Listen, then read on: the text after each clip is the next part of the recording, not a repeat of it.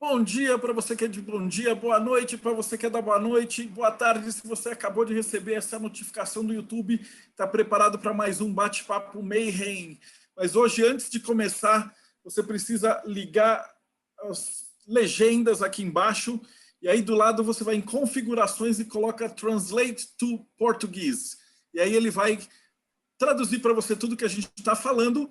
And now I will have to speak in English, because our guest today from United States.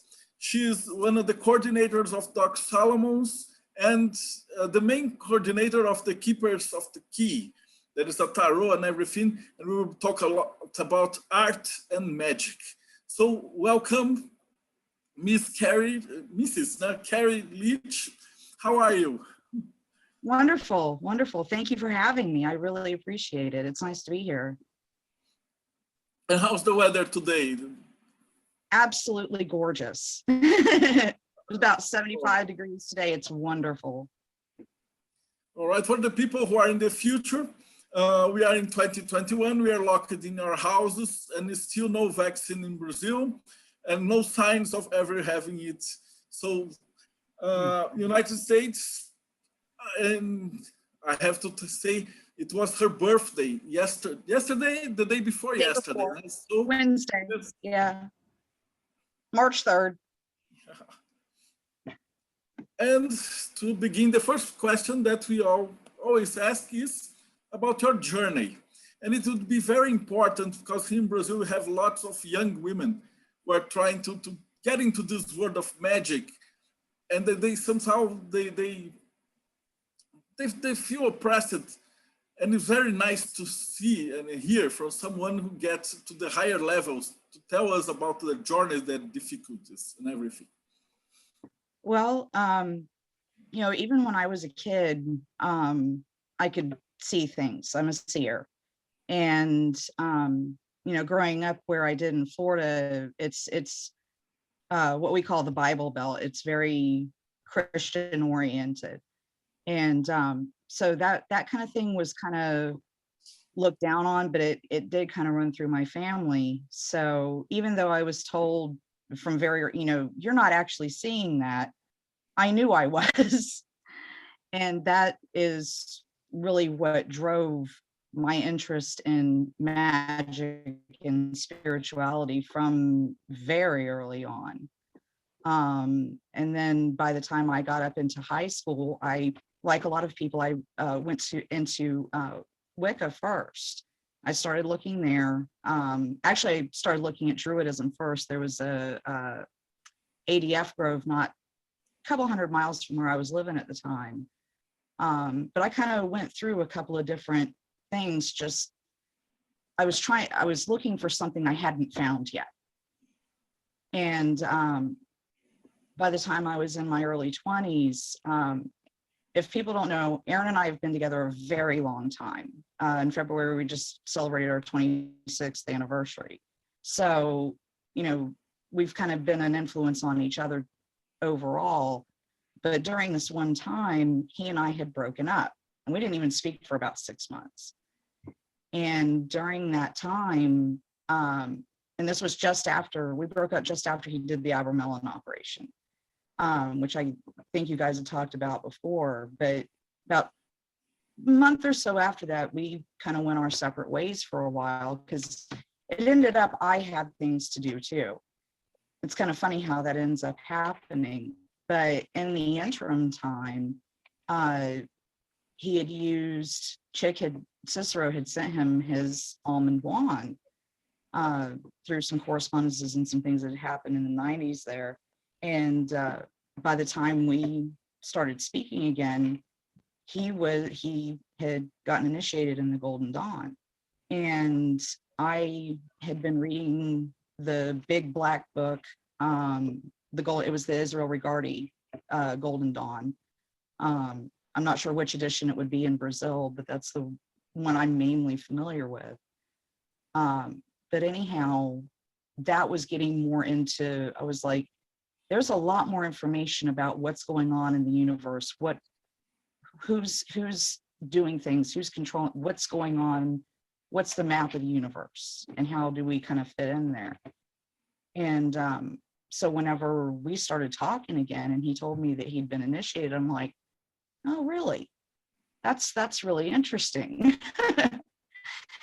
And very short time later, Chick and Tabitha ended up having their very first and only open meeting. Someone had come to speak, and they were not at that time an initiate in the order, so they had opened it up for the day to others that were also not initiated. So I got to go and I got to meet them and kind of have a look around, if you will. And I was just like, yeah, this is something that feels right. This is something, because I'm also very kind of scholarly oriented too. I like to read, I like to do my research, all of those things. And it just, where I had gone before didn't seem to have as much information. It was just like little bits of pieces. And whenever I went to the temple there, number one, they were just amazingly wonderful people. And I felt at home very quickly there. And it was shortly thereafter that meeting that I decided to call them up and tell them, I really would like to join the order. And that was one of the most nervous phone calls I've ever been through, because I was young. I was only 23, I think. So I was very, very young whenever I got to join the order. And I was shaking. My hands were all sweaty because I was, number one, fangirling and just really wanting to be a part of this. And, lo and behold, they accepted me and I went for initiation, and I've been there ever since. And it is absolutely one of the best things I've ever done. I've been fortunate to meet a lot of very wonderful people along my journey. I've studied and practiced in a number of different religions and spirituality and all of that. And it was just kind of a stroke of luck, but it was also, it really kind of seemed to be, I don't want to sound corny, but deemed by the stars for me to go there, just how everything had happened. So that's just a little part of the journey of how I ended up in the Golden Dawn. And of course, going through the grades was an interesting experience with all the spiritual alchemy and all.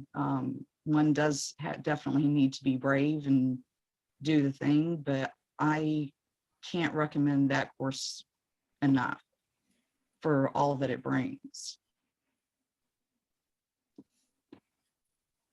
You have a degree in arts, and how did that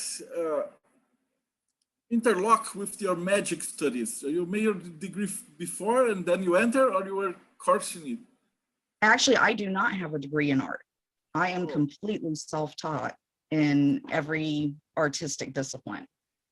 I started with calligraphy about 8 years old. I was painting a little bit earlier than that. I come from a very artistic / creative family. My father was a musician. My mother and her father also were incredible artists. So I kind of came by it naturally. But yeah, I'm completely self-taught. But how that interacts with how I practice magic, and with the Golden Dawn, with all the color symbolism, with the talismans, with the tools you have to make, it is a very art-heavy practice, which obviously was suited to me quite well, but it also made me learn other artistic disciplines other than just painting, other than just calligraphy. Now I do things on all kinds of material, be it canvas for the magic circles, real calfskin parchment for talismans. But yeah, I've started airbrushing now. So I've done sculpting. I mean, it's like I said, it's the Golden Dawn in and of itself can really be kind of an artistic training program too. Everyone has different talents, but you practice. But how that relates to my art, I noticed very early on. One of the early pieces that I did that was Golden Dawn related was image of the Tree of Life. And going through that whole process and painting all the colors and painting all the names, it was number one, art can be a very meditative practice anyway. You know, a lot of people use it as therapy. Art therapy is a really big thing right now. It's very helpful for a lot of folks. But I noticed when I was doing art, especially being focused on this, it's almost like scrying a talisman. You have a talisman set up and you're scrying into it, but at the same time, you're creating it. And the creation process and the focus has its own magic that's wrapped up in that. That's why, you know, we really recommend if people are able to create their own talismans, to create their own tools, because you are absolutely putting your own energy into that. And that's very important. But then it's also, for me, because I have done so many talismans, magic circles, I can't even think of I make rosaries and stuff too. But each one of those things, you know, I'm focused on it. I'm putting my energy into it. And one of the things that I also started to notice after I started making these things for other people, for example, the very first full set of planetary talismans I made, and I made them within about a week and a half or 2 weeks, and they were Golden Dawn style talismans. I noticed different effects from the different planets as I would work on them, just kind of in my life. And then I did another set of complete talismans. I think it was out of the Armadillo, if I remember correctly. I think that was the second set. And there again, I have created an entire set of these magical talismans that I have spent hours on, focused on each name, each sigil, and, you know, creating the final material basis for this. And I noticed once I did those 2 sets of talismans, my abilities overall drastically ramped up. And, you know, whether it was being able to see, whether it was being able to, you know, work spells or magic, whatever it was, that act absolutely had an effect on the rest of my life. And it was just, it's incredible to be able to do this kind of thing. I'm so lucky to be able to create so much for so many people. But I really recommend people doing their own stuff if at all possible and to the best of their ability, because that focus and creating something like that gives it its own power. But it's also almost like a battery. It shares it back and forth. So it's a big part of my practice. You know, whenever I want to do something and I create a talisman for it, you know, usually, especially whenever I'm creating talismans for our own work, you know, we're doing rituals, we're doing things. But even before that happens, I can already start to see things are already working. So it's a heck of a kickoff to any kind of magical practice or working spells or what have you. So I'm going to ask the question that I always ask is, what is magic to you? But as an artist, the answer is going to be somehow different, because to do magic and to do art, what do they share in common? Oh, geez, what do they share in common? Well, kind of like I was just talking about, whenever you're talking about energy, moving energy, creating spaces, creating, whenever you go into a temple or you go into a magic circle, if you're Wiccan, if you go into a sacred circle, what have you, you're creating a sacred space. Whenever you create a talisman, whenever you work on these kinds of arts, you're creating a physical basis too for these things. But what magic is, I think, to kind of put it succinctly, if there is such a thing, it is the creation of one's will in the universe, however one chooses to do that.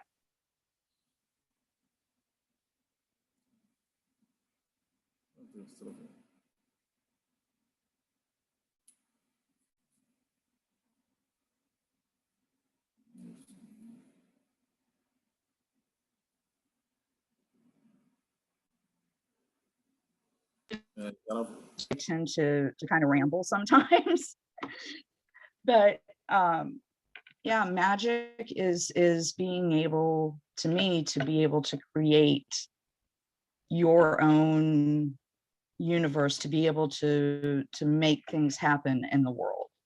But there's also the spiritual side of it, where you are purifying yourself through initiation, through like in the Golden Dawn, going through the grades. So it's absolutely a multifaceted thing that's very hard, at least for me, to put a summary on. Magic is life. Magic is, at least for me, it is how we live. So, whether that be through the art or through invocations or through doing initiations or what have you, magic is everywhere. It's in nature, it's in the rivers, it's, we carry a spark of the divine. So really, the world is magic. You just got to figure out how you want to tap into that. And as a tarot seeker and an artist and a magician, you must have deep thoughts on the thought tarot. What was the first time that you pick up the cards? What did you feel about it? Well, as tarot, it's, all artistic images. At first I was kind of fascinated with just the art of the different decks. And this is going back, late teens, early 20s. But then, and I knew people did divination with tarot and that kind of thing. But really, whenever I started picking up my first decks, I think my first deck was the Arthurian Legend Tarot, when it came out around somewhere between 96 and 98. But, it's a very artistic thing. I was very into the Arthurian legend kind of stuff, and they were beautiful images. And I started looking through them, and it was just kind of like, oh, this is interesting.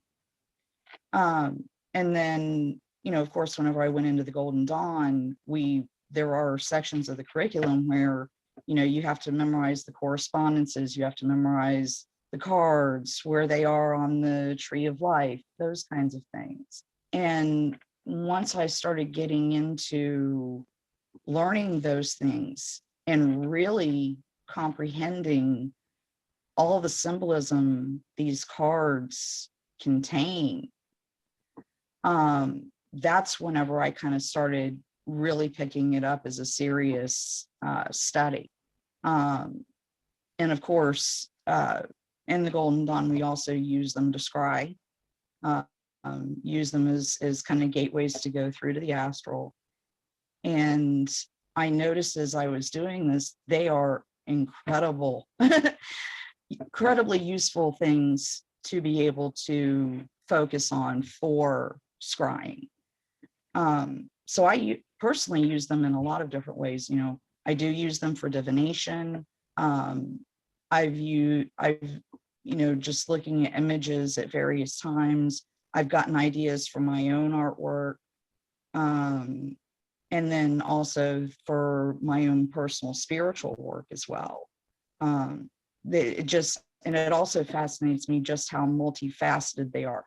You can use them for so many things. You can even do spells for them. You can create your own altar. And I'm sure you could do this with other decks, but we usually use Tabitha Cicero's Golden Dawn deck when we do this. But I would take the world or the universe, and then I would lay out the aces of each suit as the elemental tools. So you have your fire correspondence with the wands, you have your air correspondences with the swords and whatnot, and be able to lay that as something of a simple altar whenever you don't have access to anything else. So it fascinates me on many different levels how useful the tarot is. The history is pretty fascinating too, but just the different artwork, the different ideas that people have come up with for different decks. I don't necessarily always agree with certain symbolisms, but just the act of being an artist and seeing that image come forth and seeing what comes out of other people's minds is also really quite fascinating. I really love the tarot. I have the Cicero's tarot. They're very beautiful. Also, in Brazil here, mostly we have the Rider-Waite, the Rider-Waite and Marcella. A lot of Marcella, they love the old style. And we have a fight here because most of the guys from tarot, they think that's not hermetical. And we can't convince them that it's magic and it's inside the tarot. So it's a kind of a war here. Oh, wow. Yeah.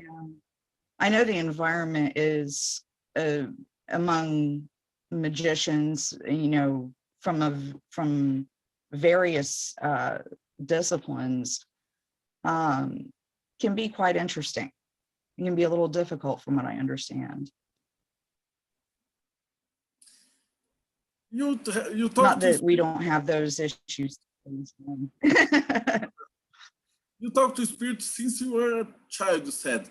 How was the talking to them before and after you get practice in the Golden Dawn? Do they answer to you differently? Do they talk to you in a different way? How did they treat you before and after, and as you grow inside magic?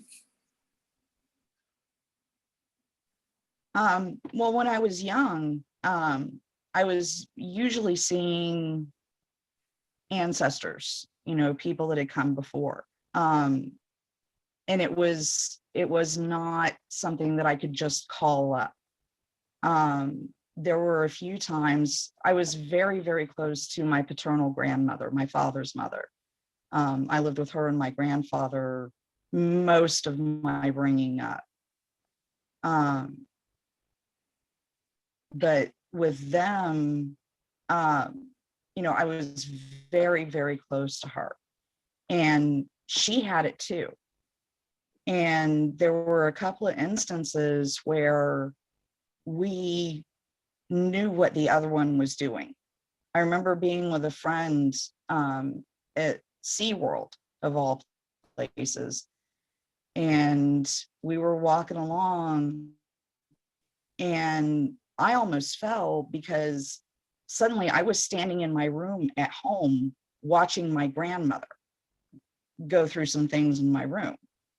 And it was really startling. I mean, it was like everything else faded out and I was back home standing in my room seeing her.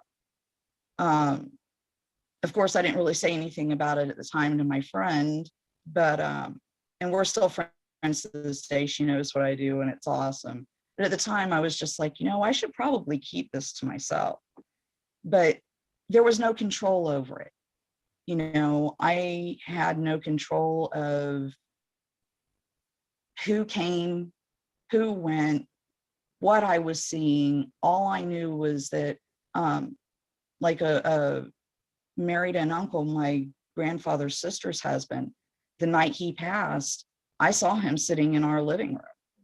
There was actually a big story there, but it scared the living hell out of me. But I was also fascinated at the same time. I couldn't not. But anyhow, as I've gone through studying magic and gaining more control over these things, now I can call on different spirits. I actually have an ancestor altar that I've worked with for 20 something years too. And I can see them, they'll talk to me. Every now and then they'll pop up, like my granddad likes to pop up and just talk occasionally. But they will give me messages. I can call different ones and say, you know, hey, this is going on. The same thing with angels, a lot of different spirits. Now, and what I think is important about this is going through an initiatory system, like the Golden Dawn, or like Umbanda, or any of those practices that are anywhere near related, the initiatory process.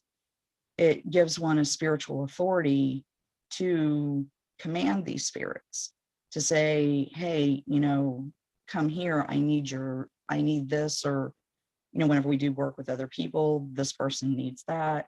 But I think that's one of the most important things, is having that spiritual authority. Sorry, my phone's trying to get dragged off here. But yeah, that's, personally, I have never really had a hard time with bad spirits, mean spirits, demons, what have you. I've not really had a problem with them. I don't know, maybe I'm just lucky, or maybe they just, I don't know, but I've never really had very many negative experiences, even when I was young. So all I can assume is I've been looked out for a pretty long time. So I feel very lucky in that way. But you know, that spiritual authority thing, I think, is one of the more important things that has developed through my progress, my spiritual progress. And it's a lot more under control now. At one time, especially after Aaron and I got together, and he was doing a lot of the beginning research into secrets of the magical grimoires and into Enochian and such. And I was getting just barraged with all kinds of bizarre images, bizarre dreams, and it would get a little overwhelming. So that was actually yet another reason why I went into the Golden Dawn, was I knew that would train that part of my psyche, that part of my spirit, to where I could control it. And it wasn't just going to be some random, willy-nilly crazy stuff. And I think the imagination from an artist also helps when you visualize the entities. Oh, absolutely. Absolutely.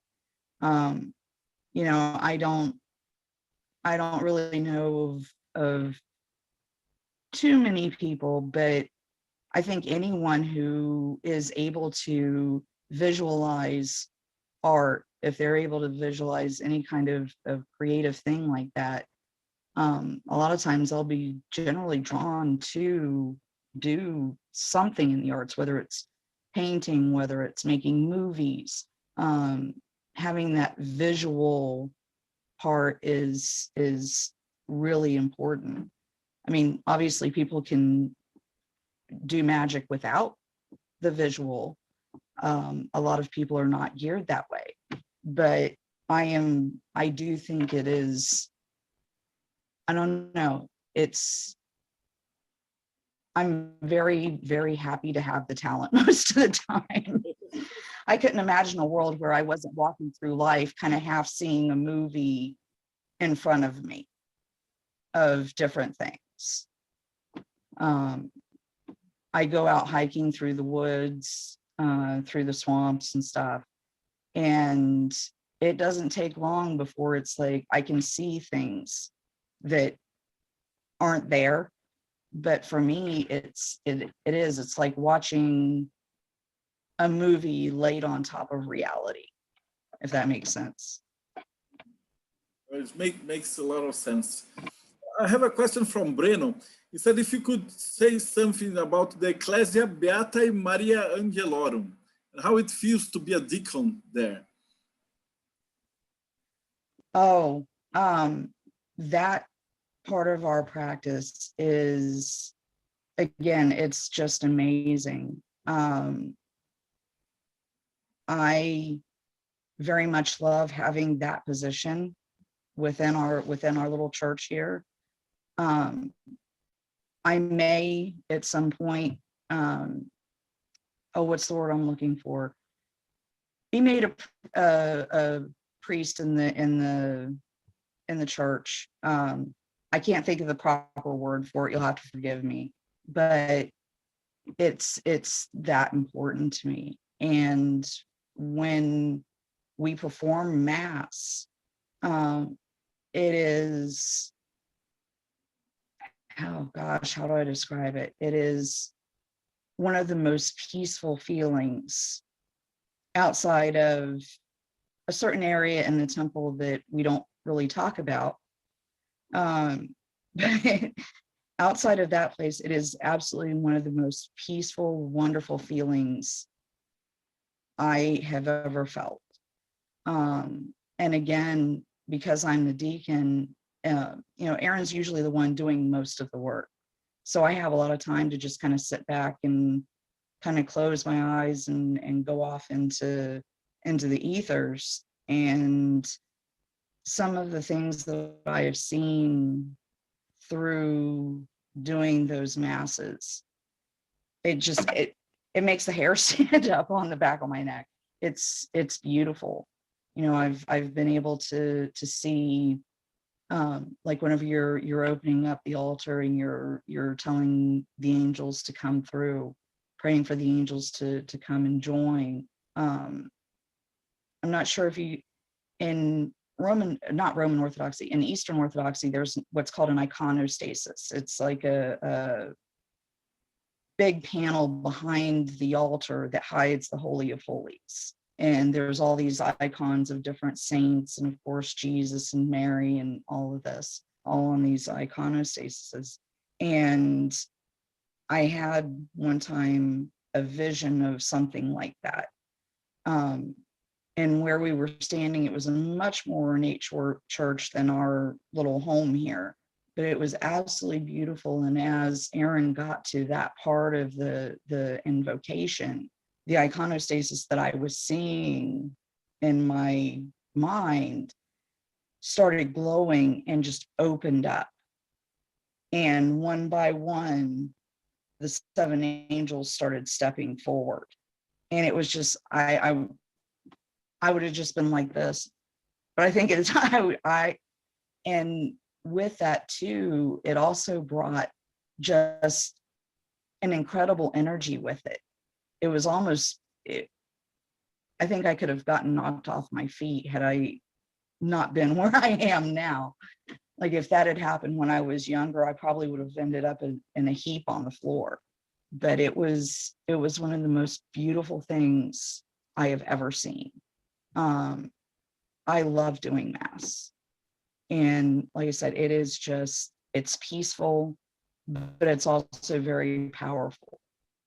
And, you know, whenever we do Mass, we do prayers for people, a lot of times for healing. And of course, we do prayers for the deceased.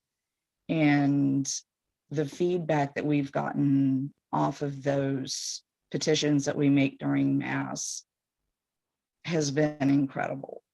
For something so seemingly simple, it's also incredibly powerful, not just for us, but for the others that we work for too. I have another question that concerns angels. We were talking before this recording, and you said you didn't perform the Abramelin, but they told you not to, the spirits. How was that? Right. Yeah, so of course, Aaron and I were together whenever he did Abramelin, and as he went through that process and, you know, we broke up, and I ended up, like I kind of said earlier, I had kind of other things to do. I ended up taking care of my grandmother while she was passing from liver cancer. So I had a very important reason to kind of be sent home. But that being, sorry, I kind of lost my train of thought. Give me just with the angels. Give me just a reminder of what we were just talking about, because my airheaded brain just completely forgot about part of it. Connection, because Aaron told us that when he got the Abramelin, he saw this angel that talks to him. And That's right. That's right. You see the angels. Okay. Yes. So with his angel doesn't let me see her. Does not. We actually tried one time a number of years ago. And again, this was kind of early on in our Golden Dawn. I think I was in Zelda at that point, but she was like, no, I'm only to be seen by him. But that being said, having been so close to Aaron through that process, now my HGA doesn't live in my head, but shortly thereafter, he did start very occasionally sending me messages, whether it's through vision, through dream. He seems to like to come in my dreams a lot. And it's a very rare thing. And I can talk to him, but I don't really get the same communication that I do with a lot of other angels. So, you know, moving forward, I was, I guess, around 38, and I started really contemplating doing Abramelin, because I had seen what he had gone through, and it's a very important and momentous step for somebody to take. And it also creates a lot of discipline, which me as a flaky artist kind of needs. But of course, before I ever started even really seriously making the steps to start preparing for Abramelin, I went and got several people to read for me. Chick being one of them. But several people that I very much trusted. And every reading that I got, I think I had gotten 3 different readings, but every one of them was basically the same message, but Chick's was the most clear, was that I was not to have any other spirit living in my head. I can only guess it's because of my seership ability and because I communicate and work with so many different types of spirits. It's the only thing I can guess. But yeah, I can't do Abramelin. I can't do any other, like Osha, anything. I can't have anything else living in my head, apparently. And it's something that, you know, with this ability, it's something that I really don't want to mess up in any way. I don't want, because I don't think it would interfere with it necessarily, but I also don't know how it would change it. So, you know, it's nice to be able to communicate with a variety of them. But at the same time, I would like to communicate with my higher genius up in heaven, but I guess this time around, it's like, no, you've got other work to do. We do have this concept of the true will, and by just see you in your eyes, we can see that you love what you do. So you are clearly going through this true will, without the Abramelin.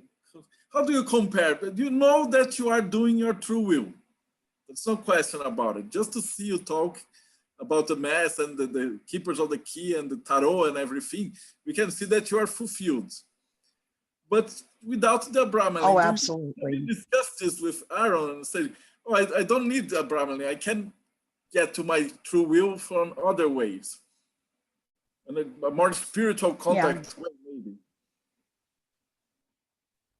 Well, like I said, I've been very, very lucky throughout my life. I know a lot of people who have these abilities or have the desire to go into mysticism, but they're worried about what other people will think, or they're worried about, you know, any variety of things, because it's not something regular that people do. But I just, from very early on, I knew that going this direction was what I had to do, regardless of anything else. And, you know, it did create some difficulties personally amongst my family for a while, just with a few certain members. But it was either, you know, do I make them happy, or do I follow what I need to do and what my will is? And there was, for me, there was really no choice. I had to go this way. And, you know, I can't stress it. I am absolutely grateful for everything that I've experienced. Some of it's been hard.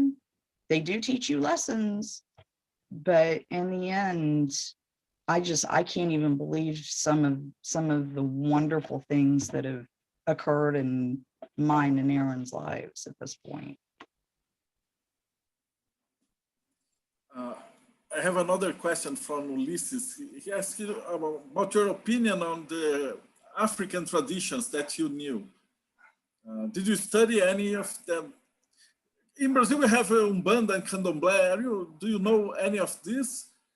You're more familiar with the voodoo. Oh yeah, I know of a lot of them, actually. I haven't studied a lot of them in depth because excuse me, you know, in Florida, we have a large population of people from a variety, South America, the Caribbean, what have you. And don't know if you've heard Aaron talk about, I'm sure you have, but one of my early mentors was a guy by the name of Oshani Lele. And his other name was Stuart Myers, but I studied under him for quite a while, learning. I never got initiated into Lukumi or anything, but I did learn so much from him. And also Paulo Mayombe. And I have the utmost respect. I love the traditions. You know, I actually work with Paulo Mayombe now from Stuart. And it is, that too is just an incredible part of my practice. It's very different in its energy, but it's no less important to my experience as a magician than the Golden Dawn, than the Solomonic magic. And it really, I love the natural part of it. Being able to work with forces of nature, being able to really see, how do I put this? It's that too is, like I said, is an important part of my practice, and it fulfills me in a very different way than the more spiritual practices, because this is straight up magic. And I honestly, I don't know where I'd be without that too. So I have a very high opinion of all the African traditional religions. Some of them I know a little bit more than others, but I think they are in and of themselves an absolutely valuable practice. And they teach things that other traditions do not. And it gives you a very different worldview too, which I think I'm very lucky to have too, because so many people get caught up in just one area or just one tradition. And I think it's very important to have a very broad view, because the world is not just made up of Christian angels, Christian demons. It's not just made up of European influences. It is made up of influences from the entire world. So these traditional practices, I don't even know where to go, because it's just, they are all important to who we are as individuals, as cultures, as global society, as we are coming into a global society too. And like I said, I think I'm very lucky in that way, because this was something that happened in my early 20s with Stu. It really broadened my worldview. It broadened a lot of my held beliefs that I had grown up with. So yeah, I love them too. They are just as important as anything else that would be practiced here or anywhere in the world. And they're beautiful, beautiful traditions. I have some more questions about the keepers of the key. How did you start it, and how does it work? Okay, so Keeper, that started, gosh, I want to say 2017 is whenever I set up the webpage for that. I had been reading at a local shop, and when we were living in Tampa for several years at that point. And this was kind of whenever folks were starting to kind of move a lot of things online. And I think I had been asked by a couple of people to do online readings. And I'm really glad that we did set that up when we did, because like the shop that I was working in, it was kind of hit or miss. Some days were busy, some weren't. So, there was only so many people that would go there. So opening up the Keeper of the Keys, was an attempt to expand the services. But now, as we have moved into pandemic land, it has become, a lot of people's only way of being able to have these services available.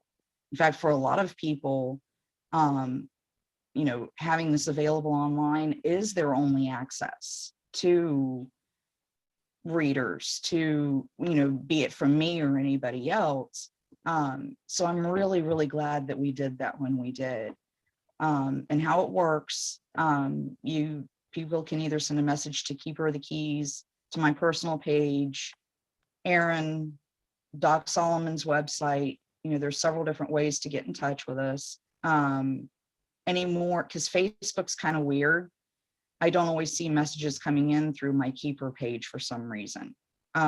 So if you don't get a response from there, you know, hit us up on a personal page or on Doc Solomon's, and you know, have different times available. And because we work from home, I usually run my readings from about 2 in the afternoon to about 10 at night, simply because I'm not a morning person.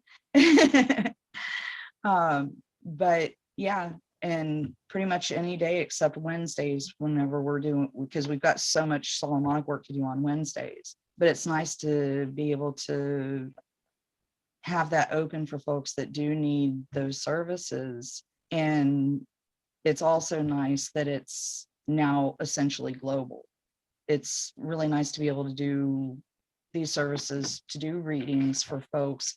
I've done folks readings for folks in Australia, in Turkey, in Europe, several different places in South America. I mean, just all over.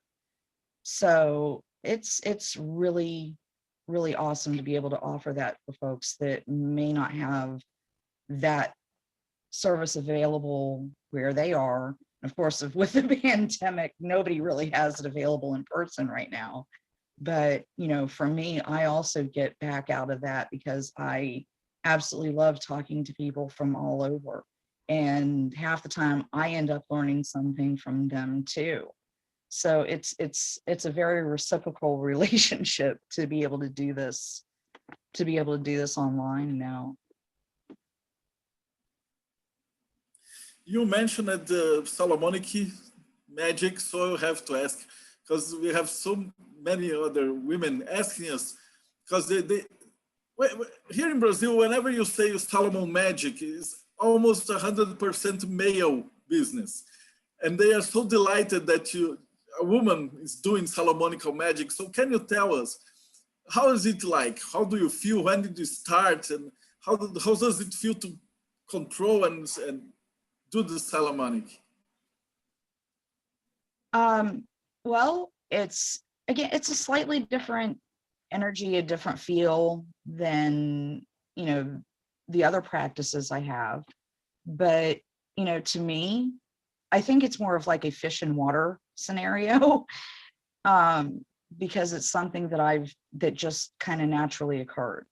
You know, for a long time, Solomonic magic, Golden Dawn / Lodge magic, even here, was a very male dominated field, which I guess can be intimidating for some, but for me it was just like, and because it never really bothered me. I forget, it was one of our guys a few months ago, he's like, yeah, you can hold your own amongst the guys, so don't worry about you. But, you know, it's definitely something that if you feel motivated to do, don't worry about if it's a guy's field or not. Don't worry about what other people, just, it is very academic heavy. You know, you do have to do a lot of reading, you have to do a lot of putting stuff together, but, you know, women absolutely, obviously, are able to work Solomonic magic just as well as any man can. So there's that. But as I've been, since, because before, when I was younger, I did a lot of work in audiovisual. I was an audiovisual tech for a while. I'm into cars and stuff. So being in male dominated fields has never been anything new to me. And I take it for what it is, and I give it back as good as I've gotten a few times. But, you know, it's, again, with the Solomonic stuff though, it was something that kind of developed in tandem with Aaron doing this. And it was just, this is what we're doing. And I'm like, okay, that works. But it's, you know, it has its own feel, it has its own thing. And I just, it's something else that kind of adds to my overall experience as a magician. So, if one feels drawn to these things, do it, and do it with passion and with everything you've got, and don't, and we're very traditionalist, so things should definitely be done by the book, so to speak, but that doesn't mean it's rigid. You learn things from the spirits and such too. But go for it. I'd love to see a lot more ladies get into these kinds of magics, and it is happening very slowly. But now, gosh, I can't even tell you the number of women that are in the Solomonic classes that we have, that are in the Solomonic forums, and they have an incredible voice. They have their opinions, and they're just as good as the guys. Absolutely. The only thing that I would say, the only drawback I would say to being female is, at certain times of the month, I don't go before spirits. I don't tend to work with the angels. I will, but like lower spirits, chthonic spirits, those kinds of things, even my ancestors, those during that time, it's kind of a retreat, so to speak, but it also allows me to kind of take things in and kind of do a little assessment, if you will.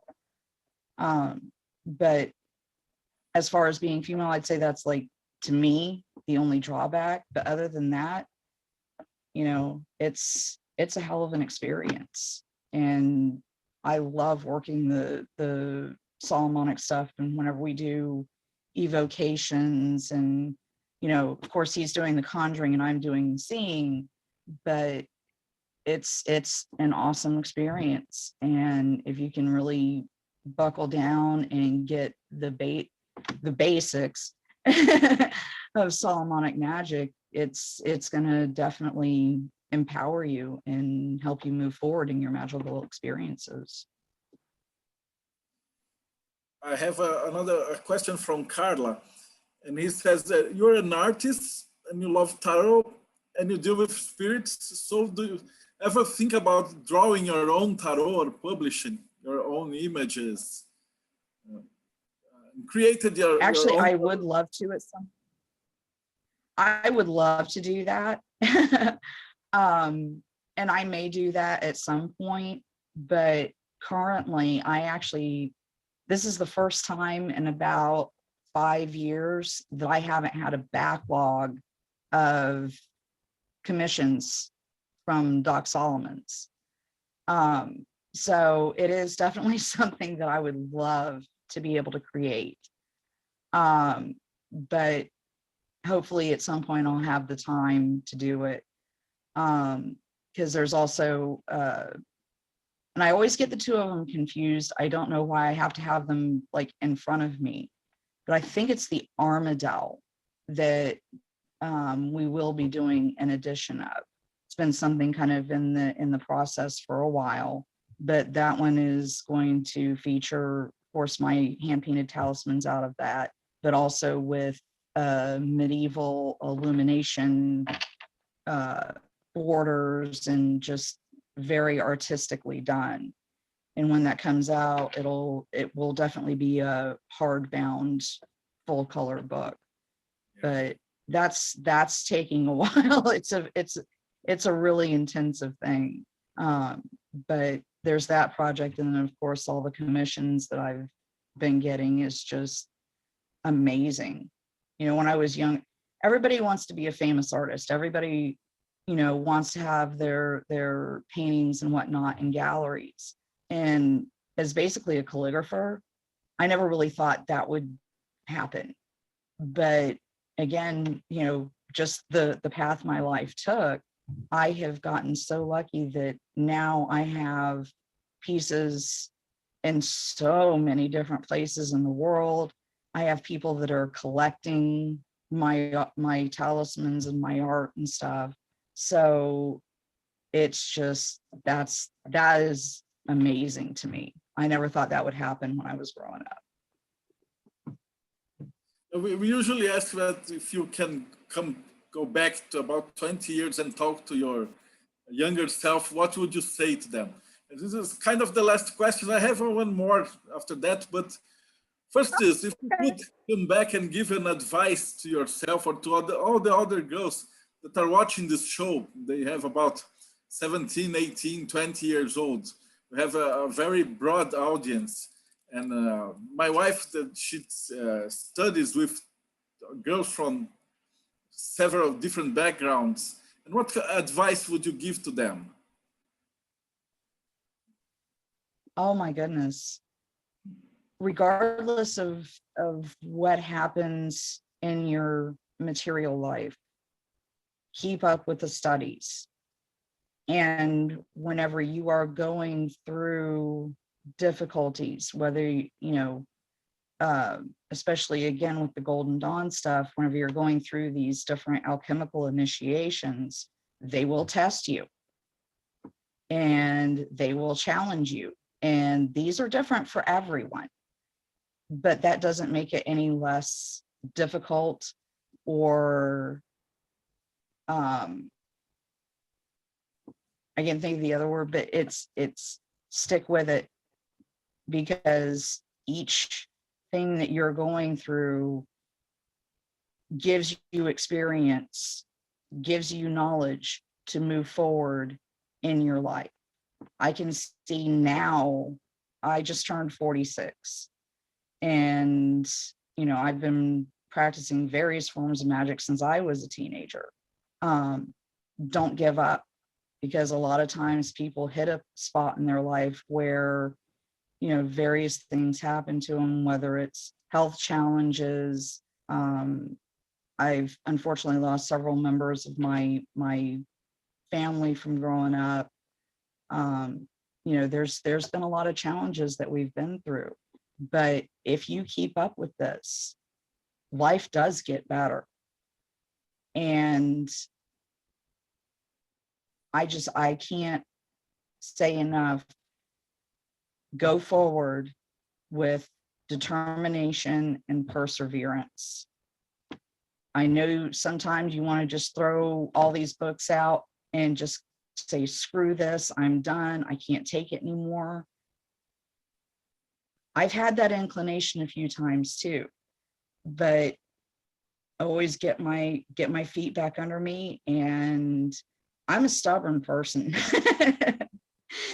For someone with so much air and water, you'd never suspect it, but you have to be stubborn, you have to persevere, you have to be determined to become the magician that you want to be. Don't let people, family, spirits, anything else deter you from what your true will is and from moving forward.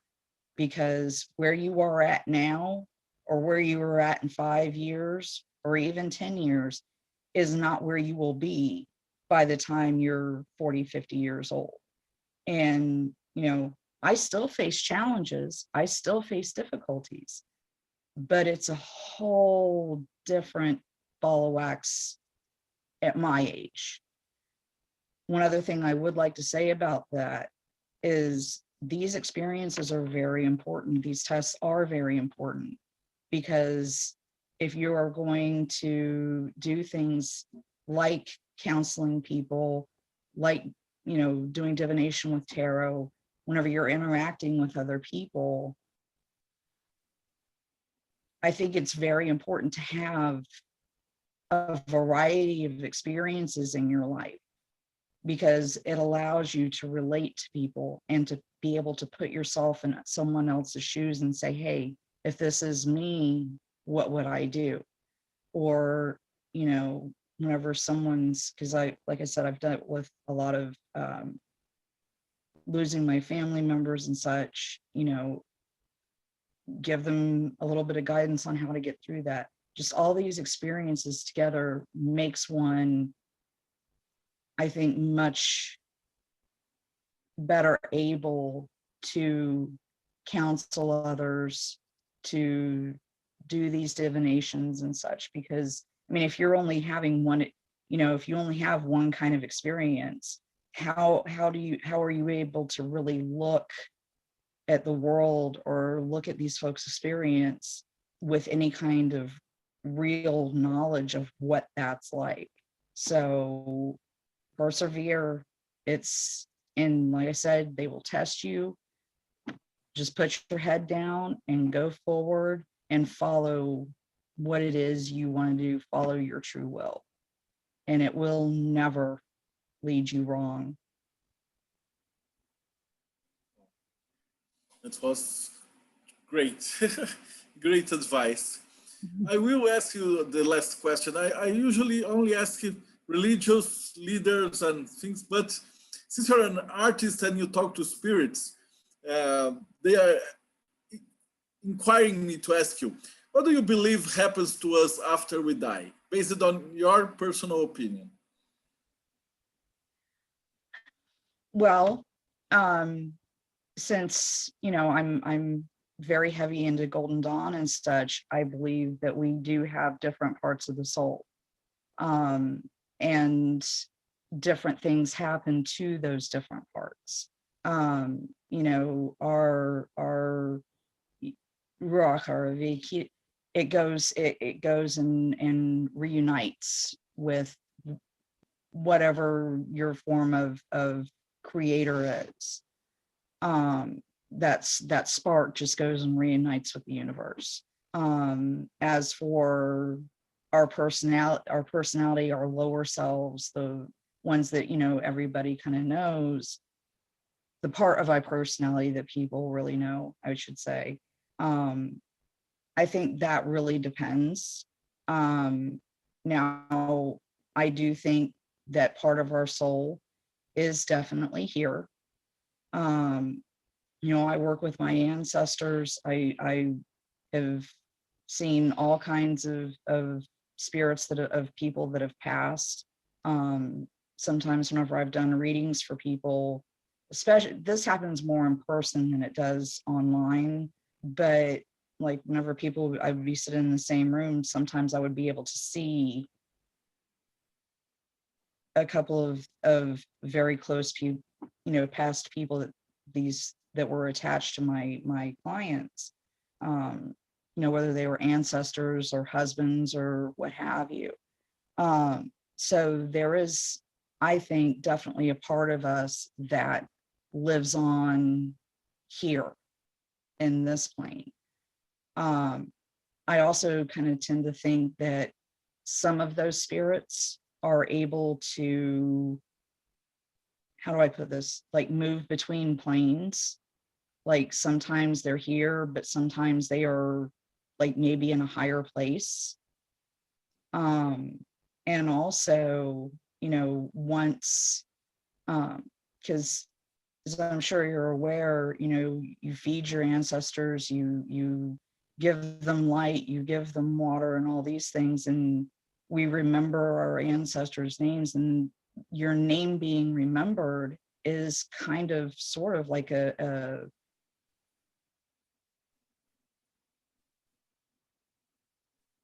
immortality.